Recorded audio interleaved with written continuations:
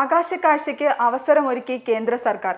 പഴനി മുതൽ കൊടൈക്കനാൽ വരെയുള്ള ആകാശക്കാഴ്ചകളാണ് ഇനി റോപ്പ് കാർ സർവീസിലൂടെ യാഥാർത്ഥ്യമാകുന്നത്.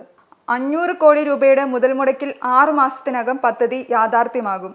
പഴനിയിൽ നിന്നും റോഡ് വഴി 64 കിലോമീറ്ററാണ് കൊടൈക്കനാലിലേക്കുള്ള ദൂരം. ഹെയർപിൻ വളവുകളുള്ള പാതയിലൂടെ ഏകദേശം 3 മണിക്കൂറോളമാണ് യാത്രാസമയം വേണ്ടിവരുന്നത്. എന്നാൽ റോപ്പ് കാർ സംവിധാനം യാഥാർത്ഥ്യമാകുന്നതോടുകൂടി യാത്രാസമയം 40 മിനിറ്റായി കുറയുന്നതാണ് ഈ പദ്ധതിയുടെ പ്രത്യേകത. പഴനിയിലെ 5 വീടുകളിലും കൊടൈക്കനാലിലെ കുറിഞ്ഞി ആണ്ടവർ ക്ഷേത്രത്തിലുമാണ് റോപ്പ് കാർ സ്റ്റേഷനുകൾ സ്ഥാപിക്കുക.